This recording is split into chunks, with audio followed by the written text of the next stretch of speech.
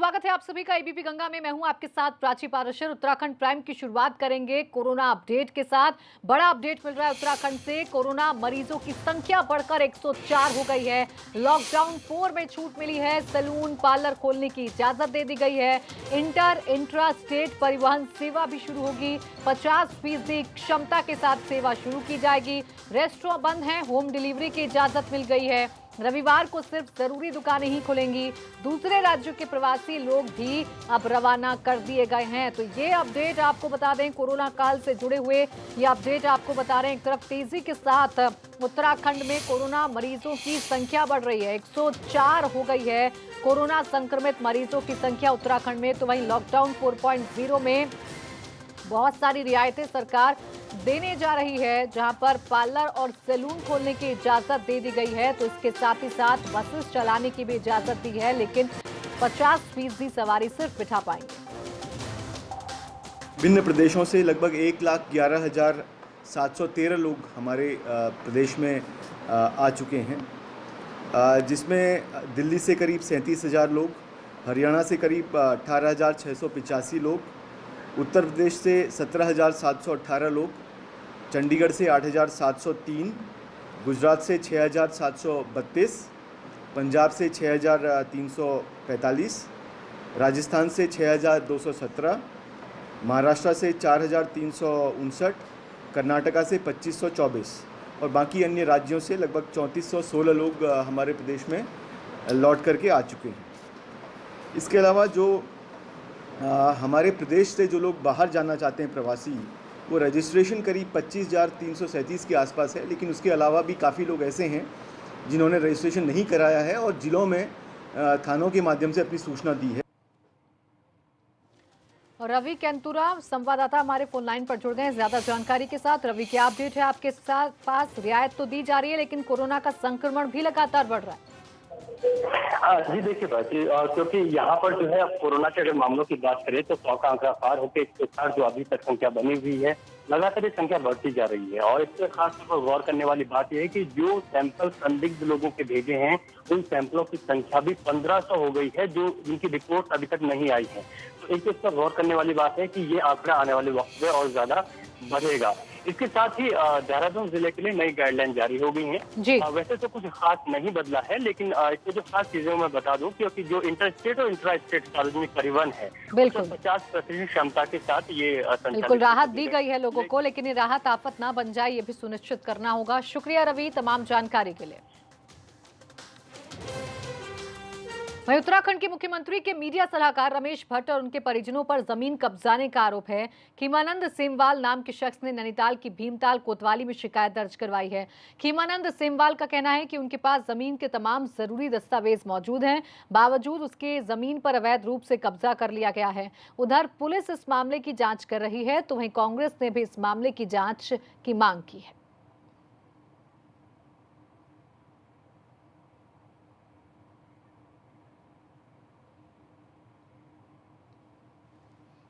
तो सीएम के मीडिया सलाहकार पर ये गंभीर आरोप लगे हैं और अवैध रूप से जमीन कब्जाने का आरोप एक शख्स ने लगाया है। भीमताल का ये पूरा मामला है और जिस शख्स ने आरोप लगाया है वो ये कह रहा है कि उसके पास उसकी जमीन के तमाम जरूरी दस्तावेज हैं।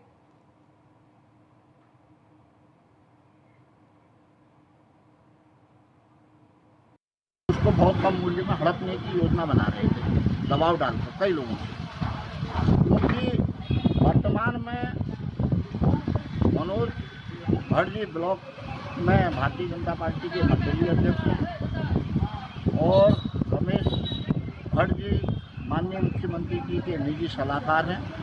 उनका दबाव जितना होता है सलाहकार में, ये आपने कांग्रेस की राज में भी देखा है, आज भी थोड़ा कम होगा, मगर दबाव तो दबाव ही है। तो पुलिस उस दबाव में कोई भी अधिकारी, हमें कोई किसी को बदनाम करना या भारतीय जनता पार्टी या मुख्यमंत्री जी के लिए हमारे कोई कहने की जरूरत नहीं। हमें न्याय चाहिए, हमें जमीन मिल जाए, और यही हमारा कहना है। जो प्रकरण है उस प्रकरण की जानकारी आपके माध्यम से हुई है, और अगर कोई ऐसा विषय है तो गंभीर विषय है, सरकार को तत्काल प्रभाव से इस विषय को दिखाना चाहिए। वास्तविकता क्या है, हकीकत क्या है।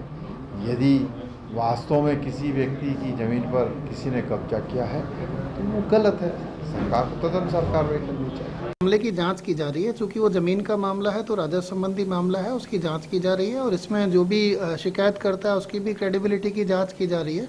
जैसे भी तथ्य सामने आएंगे उसी के अनुसार कार्रवाई की जाएगी। और देहरादून का रुख कर लेते हैं। उत्तराखंड के ब्यूरो चीफ अजीत सिंह राठी हमारे साथ जुड़ गए हैं ज्यादा जानकारी के साथ, ताज़ा अपडेट्स के साथ। अजीत, जाहिर सी बात है कि सीएम के मीडिया सलाहकार से जुड़ा हुआ मसला है तो राजनीति होना लाजमी है और कांग्रेस इसे मुद्दा बनाएगी, ये भी समझा जा सकता है। लेकिन क्या अपडेट आपको मिल पा रही है, किस तरीके से एक्शन प्रशासन ले रहा है और सरकार का क्या रुख है? प्राची, देखिए अभी तो ये पूरा मामला आरोप प्रत्यारोप के बीच में है और एक शिकायत भीमताल की कोतवाली में किसी शख्स ने दर्ज कराई है। तो वहाँ पर उसने बताया है कि उसकी जो ज़मीन है उसको जो मुख्यमंत्री के मीडिया सलाहकार रमेश भट्ट हैं, उनके फादर और उनके भाई उसको हड़पना चाहते हैं, उस पर कब्जा करना चाहते हैं। उसने तमाम तरह के गंभीर आरोप लगाए हैं और उन्होंने मीडिया सलाहकार मुख्यमंत्री रमेश भट्ट पर यह आरोप लगाया कि वो अपने प्रभाव का इस्तेमाल करके अपने परिजनों का साथ दे रहे हैं मेरी ज़मीन पर कब्जा करने के लिए। लेकिन ये तमाम आरोप हैं और पुलिस, जैसा अभी एसएसपी नैनीताल ने बताया हमारे दर्शकों को, कि उसकी जांच की जा रही है। सभी की क्रेडिबिलिटी की जांच होगी, कौन कितना दोषी है कितना नहीं है, किसके आरोप में कितना दम है। रेवेन्यू डिपार्टमेंट अपना काम करेगा।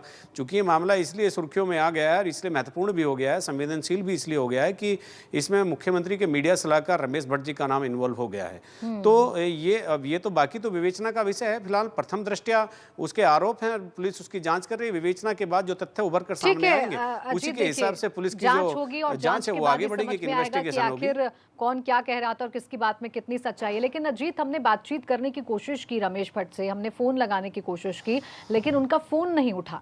इसको लेकर फिर शक कहीं ना कहीं गहरा जाता है, फिर सवाल खड़े होने लगते हैं। जी बिल्कुल, जो एक संदेह पैदा होता है वो व्यक्ति के अपने खुद के कृत्यों से या किसी भी चीज़ से जो उसके ऊपर आरोप लगा रही है उससे पलायन कर लेने से होता है। हमारे भी सहयोगी ने उनसे बात की और उनको इस बात के लिए कन्विंस किया कि ये एपिसोड चूंकि बहुत गंभीर हो गया है और मुख्यमंत्री सचिवालय की प्रतिष्ठा भी इससे जुड़ी हुई है, तो आपको अपना पक्ष रखना चाहिए। तो उन्होंने हमारे सहयोगी को यही कहा कि मैं जब विवेचना पुलिस कर रही है, पुलिस जो करेगी मैं उस जांच में पूरा सहयोग होगा, जो जांच के बाद जो भी चीज़ें होगी ठीक हो जाएगी।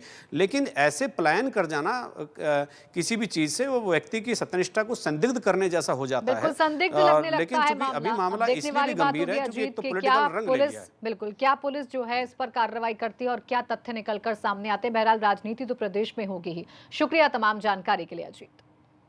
बढ़ते आगे, देहरादून रेलवे स्टेशन से दूसरे राज्य के लोगों को ट्रेन से रवाना किया गया। इस ट्रेन में मणिपुर के करीब 400 यात्री और बिहार के 1800 लोग शामिल हैं।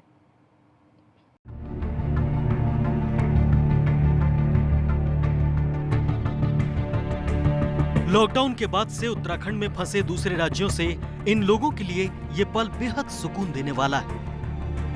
देहरादून में फंसे मणिपुर के लोगों को श्रमिक स्पेशल ट्रेन से उनके गंतव्य के लिए रवाना किया गया।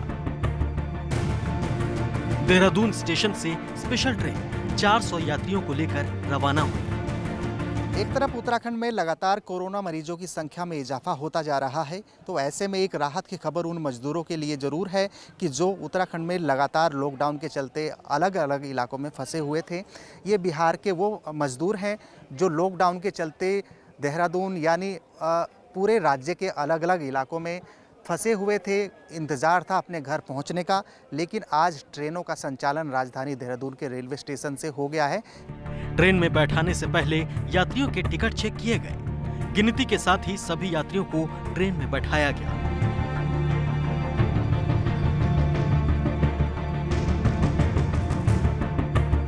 महाराणा प्रताप स्पोर्ट्स कॉलेज में स्क्रीनिंग के बाद सभी लोगों को बसों में रेलवे स्टेशन लाया गया। सोशल डिस्टेंसिंग का पालन करते हुए प्लेटफॉर्म पर बनी गोलों में लाइन लगवाकर ट्रेन में बिठाया गया। देहरादून से 531 लोगों के जाने की सूची थी, लेकिन मौके पर सिर्फ 402 लोग ही पहुंचे। एसबी अथॉरिटी के पास उन्होंने अपना रजिस्ट्रेशन कराया है कि वो वापस जाने के इच्छुक हैं। केवल उन्हीं रजिस्टर्ड लोगों को ही इसमें भेजा जा रहा है और फिलहाल जो एक ऑनलाइन पोर्टल भी उत्तराखंड सरकार का है। जो लोग बाहर से, जो लोग अन्य प्रदेशों में जो लोग फंस चुके हैं, उनको वापस आने के लिए एक अलग पोर्टल है, और यहाँ के लोग जो बाहर जाना चाहते हैं उनके लिए भी अलग से व्यवस्था बनाई गई है। यात्रियों के सवार होने से पहले भोजन सामग्री, सैनिटाइजर, मास्क की किट भी बांटी गई। व्यवस्था बनाने के लिए पुलिस, जीआरपी और आरपीएफ के जवान तैनात रहे। देहरादून से विनोद कुमार की रिपोर्ट, एबीपी गंगा। तो देखिए, प्रवासी लोग अपने घर वापस तो लौटने लगे हैं, लेकिन बड़ा सवाल ये है कि कोरोना की इस महामारी में आखिरकार ये करेंगे क्या? गांव में अगर रोजगार होता तो ये शहरों का रुख करते ही क्यों?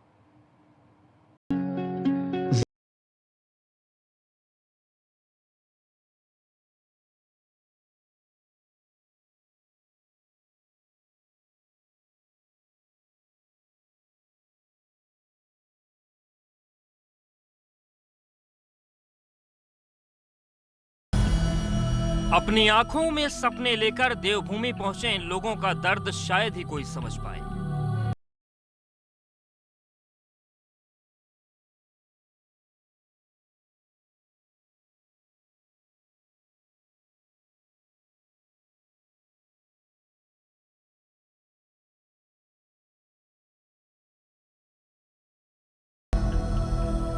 इनकी आंखों में उस ख्वाब को टूटने का दर्द साफ दिखता है जिसे लेकर ये इस शहर में आए थे।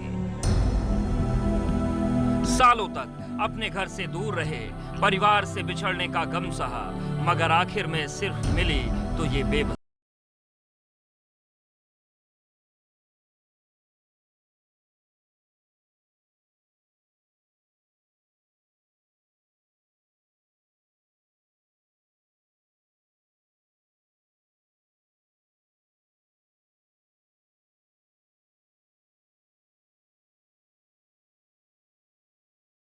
सही लगा है, लेकिन यहाँ तो टिकट का पैसे लगे हैं।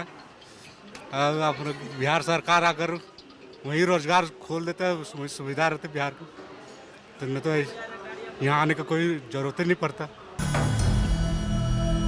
जाहिर है अब मलाल इसी बात का है कि हजारों मील दूर रोजगार की तलाश में आए और मिली भी सिर्फ बेबसी और मुफलिसी। हमने टाइल पत्थर का काम करते थे, काम नहीं चलने का कारण, रेट महंगा मिलने का कारण, माल का जिस कारण काम नहीं चलने का कारण से हम लोग घर जा रहे हैं, काम कोई करवा नहीं रहे। हालांकि कई मजदूर ऐसे भी हैं जिन्हें इस बात से संतुष्टि है कि कम से कम वो अपने घर तो लौट रहे हैं। जिंदगी बचेगी तभी तो अपने आने वाले भविष्य में कुछ कर पाएंगी। हमें तो बहुत खुशी हो रही है सर, घर जा रहे हैं तो, और काफ़ी सारी दिक्कतें हुई। जितने दिन लॉकडाउन रहे, काम धाम कुछ नहीं चलने लगा, और खाने में भी दिक्कत हुई, ना कोई धंधा रोजगार। स्पेशल ट्रेन के जरिए मणिपुर के 400 और बिहार के 1800 के करीब प्रवासी लोगों को रवाना किया गया। इनकी रवानगी से पहले पुलिस और प्रशासन की तरफ से पूरे आंकड़े जुटाए गए थे। ऑलरेडी हम लोग काफ़ी समय से इसमें तैयारी कर रहे थे। हमारे पास पूरी सूचना है, जानकारी है कि किस जगह के लिए कितने मजदूर हैं जो जाने के इच्छुक हैं। उस हिसाब से पूरा डेटा कंपाइल किया हुआ है, और जब भी इस तरह की व्यवस्था बन रही है तो उनको कम्युनिकेट किया जा रहा है ताकि उनको आसानी से भेजा जा सके। अपने घर लौट रहे इन प्रवासी लोगों को खुशी जरूर है, मगर कोरोना महामारी का ये समय इन्हें जिंदगी भर याद रहेगा। इन्होंने एक ऐसा वक्त देखा है जिसने न सिर्फ इनके धैर्य की परीक्षा ली, बल्कि ये भी बता दिया कि इंसान के लिए उसके अपने घर की कितनी अहमियत है। देहरादून से विनोद कुमार की रिपोर्ट, एबीपी गंगा।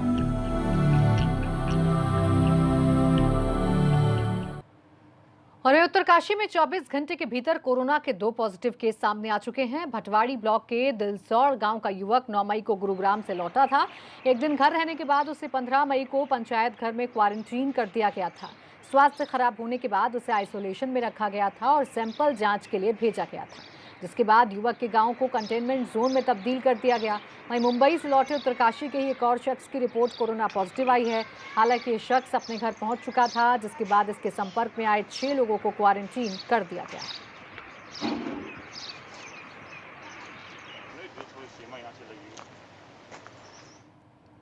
रामनगर में 14 साल के लड़के में कोरोना की पुष्टि हुई है। बताया जा रहा है कि ये लड़का यूपी के रामपुर से पैदल ही आया था। इसे 16 मई को क्वारंटीन किया गया था। 17 मई को इसका सैंपल जांच के लिए लैब भेजा गया था। जांच रिपोर्ट पॉजिटिव आने के बाद लड़के को हल्द्वानी शिफ्ट कर दिया गया था।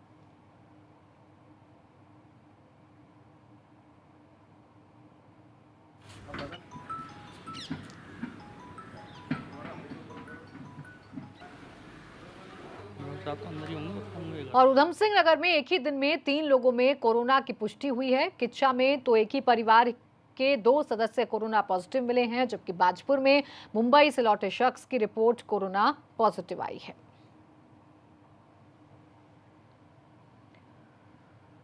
उधर लॉकडाउन के बाद से टिहरी में फंसे नेपाल के मजदूरों ने घर वापसी की गुहार लगाई है। इन मजदूरों के पास ना तो कोई कमाई का जरिया है, इसलिए चाहते हैं कि जितना जल्द हो सके ये अपने देश लौट जाएं। चंबा और उसके पास के क्षेत्रों में 90 से 100 नेपाली मजदूर रहते हैं।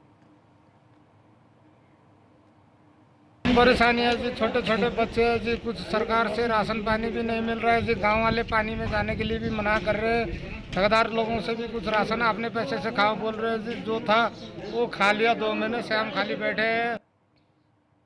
मसूरी में एसडीएम वरुण चौधरी और कोतवाल ने बूचड़ खाने इलाके का निरीक्षण किया। इस दौरान बूचड़ खाने में निवास कर रहे लोगों को मास्क बांटे गए। दरअसल प्रशासन से शिकायत की गई थी कि इस इलाके के लोगों के साथ भेदभाव हो रहा है। शिकायत के बाद ही एसडीएम मौके पर पहुंचे और निर्देश दिए कि अगर कोई ऐसा करता है तो उसके खिलाफ कार्रवाई की जाएगी। दरअसल दिल्ली से लौटी एक महिला और कोरोना पॉजिटिव आई थी, जो बूचड़ खाने इलाके की रहने वाली है। इसका ध्यान रखेंगे, ठीक है, कोई इशू होगा तो बताएं। ऐसे कंसर्न रेज करे हैं, उसके लिए उनको हमने ये बताया है कि पहली बात, इस तरह की बात करने का किसी को कोई अधिकार नहीं है, और यदि कोई उन्हें तंग करता है तो वो सीधे डायरेक्टली एसओ साहब को या हमें बताएंगे, और हम यदि कोई ऐसे बात करते हुए व्यक्ति मिलता है तो उसके अगेंस्ट कार्रवाई करेंगे। केदारनाथ धाम में मई महीने में भी बर्फबारी जारी है। बर्फबारी के बाद केदारनाथ धाम के आसपास का इलाका सफेद हो गया है। तस्वीरों में हम आपको दिखाते हैं, देखिए आप तस्वीर। बर्फ ऐसे गिर रही है मानो सर्दी का मौसम हो। 29 मई को केदारनाथ धाम के कपाट खुल गए थे, लेकिन लॉकडाउन की वजह से फिलहाल 4 धाम यात्रा शुरू नहीं हो पाई है, जिस वजह से केदारनाथ धाम में भी यात्री मौजूद नहीं है। तो 29 अप्रैल को भगवान के धाम के कपाट खुल गए थे, लेकिन यात्री वहां पर नहीं है, चूंकि 4 धाम यात्रा पर अभी रोक है लॉकडाउन की वजह से। और मौसम किस तरीके से वहां पर खराब हो रहा है वो आप तस्वीरों को देखिए। बर्फ ऐसे गिर रही है मानो सर्दी का मौसम हो। तस्वीरें आपके सामने है। और मई माह के बीच में बाबा केदार के धाम में तो जहां तलक नजर जा रही है, देखिए बर्फ ही बर्फ नजर आ रही है। सफेद चादर बर्फ की मानो केदार धाम ने ओढ़ ली हो। ऐसा लग रहा है मानो सर्दी का मौसम हो, लेकिन ये महीना मई का है जिसमें इतनी बर्फ गिर रही है। हरिद्वार में मोतीपुर के पास हाथियों का एक झुंड रेलवे ट्रैक पार कर जंगल में एक तरफ से दूसरी तरफ जाता दिखाई दिया। हाथियों के इस झुंड में कई छोटे हाथी भी शामिल थे।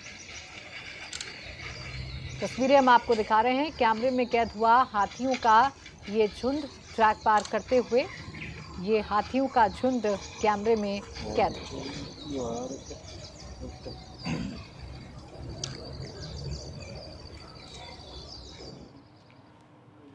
और रुक रहे हैं एक छोटे से ब्रेक के लिए, चल लौटेंगे।